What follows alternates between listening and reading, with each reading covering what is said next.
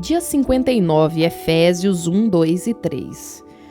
Eu, Paulo, apóstolo de Cristo, pela vontade de Deus, escrevo essa carta ao povo santo em Éfeso. Seguidores fiéis de Cristo Jesus, que Deus, nosso Pai e o Senhor Jesus Cristo lhe deem graça e paz. Todo louvor seja a Deus, o Pai do nosso Senhor Jesus Cristo, que nos abençoou em Cristo com todas as bênçãos espirituais nos domínios celestiais. Mesmo antes de criar o mundo, Deus nos amou e nos escolheu em Cristo para sermos santos e sem culpas diante dele. Ele nos predestinou para si, para nos adotar como filhos por meio de Jesus Cristo, conforme o bom propósito da sua vontade. Deus assim o fez para o louvor da sua graça gloriosa, que ele derramou sobre nós em seu Filho amado. Ele é tão rico em graça que comprou nossa liberdade com o sangue do seu Filho e perdoou os nossos pecados. Generosamente derramou a sua graça sobre nós e com ela toda sabedoria e entendimento. Agora Deus nos revelou sua vontade secreta a respeito de Cristo, isto é, o cumprimento do seu bom propósito. E o plano é esse: no devido tempo ele reunirá sob a autoridade de Cristo tudo o que existe nos céus e na terra. Além disso, em Cristo, nós nos tornamos herdeiros de Deus, pois ele nos predestinou conforme o seu plano e faz que tudo ocorra de acordo com a sua vontade. O propósito de Deus era que nós, os primeiros a confiar em Cristo, louvássemos a Deus e lhes dessemos glória. Agora vocês também ouviram a verdade, as boas novas da salvação. E quando creram em Cristo, ele colocou sobre vocês o selo do Espírito Santo que havia prometido. O Espírito é a garantia da nossa herança, até o dia em que Deus nos resgatará como sua propriedade para o louvor da sua glória. Desde que eu soube de sua fé no Senhor Jesus e do seu amor pelo povo santo em toda parte, eu não deixo de agradecer a Deus por vocês em minhas orações. Peço que Deus, o Pai glorioso do nosso Senhor Jesus Cristo, lhe dê sabedoria espiritual, entendimento para que cresçam no conhecimento dele. Oro para que o seu coração seja iluminado a fim de que compreendam a esperança concedida àqueles que ele chamou e a rica e gloriosa herança que ele deu ao seu povo santo. Também oro para que entendam a grandeza insuperável do poder de Deus para conosco os que cremos. É o mesmo poder grandioso que ressuscitou Cristo dos mortos e o fez sentar-se no lugar de honra, à direita de Deus nos domínios celestiais. Agora ele está muito acima de qualquer governante, autoridade, poder, líder, qualquer outro nome, não apenas nesse mundo, mas também no futuro. Deus nos submeteu todas as coisas à autoridade de Cristo e os fez cabeça de tudo para o bem da igreja. E a igreja é seu corpo. Ela é preenchida e completada por Cristo, que enche consigo mesmo todas as coisas em toda parte. Vocês estavam mortos por causa da sua desobediência, dos seus muitos pecados, nos quais costumavam viver, como o resto do mundo, obedecendo ao comandante dos poderes do mundo invisível. Ele é o espírito que opera no coração dos que se recusam a obedecer. Todos nós vivíamos desse mundo, seguindo os desejos ardentes e as inclinações da nossa natureza humana.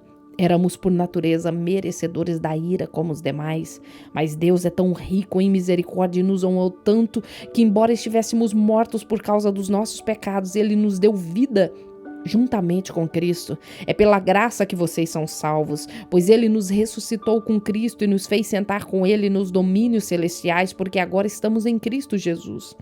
Portanto, nas eras futuras, Deus poderá apontar-nos como exemplo de riqueza insuperável de sua graça, revelada na bondade que ele demonstrou por nós em Cristo Jesus.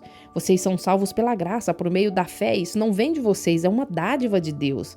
Não é uma recompensa pela prática de boas obras, para que ninguém venha a se orgulhar. Pois somos obra-prima de Deus, criados em Cristo Jesus, a fim de realizar as boas obras que ele de antemão planejou para nós. Não esqueçam que vocês, gentios, eram chamados de incircuncidados pelos judeus que se orgulhavam da circuncisão, embora ela fosse apenas um ritual exterior e humano. Naquele tempo vocês viviam afastados de Cristo, não tinham os privilégios do povo de Israel, não conheciam as promessas da aliança, viviam no mundo sem Deus e sem esperança. Agora, porém, estão em Cristo Jesus. Antigamente estavam distantes de Deus, mas agora foram trazidos para perto dele por meio do sangue de Cristo, porque Cristo é nossa paz. Ele uniu judeus e gentios em um só povo ao derrubar o muro de inimizade que nos separava. Ele acabou com o sistema da lei, com seus mandamentos e ordenanças, promovendo a paz ao criar para si, desses dois grupos, uma nova humanidade. Assim, ele nos reconciliou com Deus em um só corpo por meio da sua morte. eliminando a inimizade que havia entre eles. Ele trouxe essas boas novas de paz tanto a vocês que estavam distantes dele como aos que estavam perto. Agora, por causa do que Cristo fez, todos temos acesso ao Pai pelo Espírito.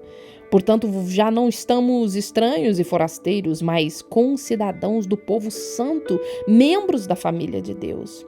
Juntos somos sua casa, edificados sobre o alicerce dos apóstolos, dos profetas, e a pedra angular é o próprio Cristo Jesus. Nele somos firmemente unidos, constituindo um templo santo para o Senhor. Por meio dele, vocês também estão sendo edificados como parte dessa habitação onde Deus vive por seu Espírito. Quando penso em tudo isso, eu, Paulo, prisioneiro de Cristo Jesus, para o bem de vocês, gentios, tomando por certo a propósito que vocês sabem que Deus me deu essa responsabilidade especial de estender sua graça a vocês, como lhes escrevi anteriormente em poucas palavras. O próprio Deus revelou esse segredo a mim. Ao lerem o que eu escrevi, entenderão minha compreensão desse segredo a respeito de Cristo, que não foi revelado às gerações anteriores, mas agora foi revelado pelo Espírito aos santos apóstolos e profetas. E este é o segredo revelado. Tanto os gentios como os judeus que creem nas boas novas participam igualmente das riquezas herdadas pelos filhos de Deus. Ambos são membros do mesmo corpo, desfrutam a promessa em Cristo. Pela graça e pelo grande poder de Deus, recebi o privilégio de servir anunciando essas boas novas. Ainda que eu seja o menos digno de todo o povo santo, eu recebi pela graça o privilégio de falar aos gentios sobre os tesouros infindáveis que estão disponíveis a eles em Cristo. Explicar a todos esse segredo que Deus, o Criador de todas as coisas, manteve oculto desde o princípio. O plano de Deus era mostrar a todos os governantes e autoridades nos domínios celestiais, por meio da igreja, as muitas formas da sabedoria divina. Esse era o seu propósito eterno que ele realizou por meio de Cristo Jesus, o nosso Senhor. Por meio da fé em Cristo, agora nós, com ousadia e confiança, temos acesso à presença de Deus. Portanto, eu peço que não desanimem por causa das minhas provações. É por vocês que eu sofro, a honra é de vocês. Quando penso em tudo, caio de joelhos e oro.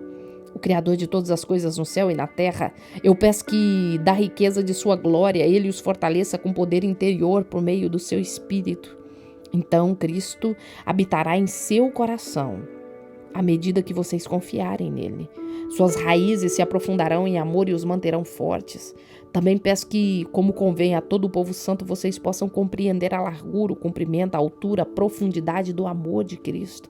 Que vocês experimentem esse amor, ainda que seja grande demais para ser inteiramente compreendido. Então vocês serão preenchidos com toda a plenitude de vida e poder que vem de Deus. Toda a glória seja a Deus, que por seu grandioso poder que atua em nós, é capaz de realizar infinitamente mais do que poderíamos pedir ou imaginar. A Ele seja a glória na Igreja e em Cristo Jesus por todas as gerações, para todo sempre. Amém.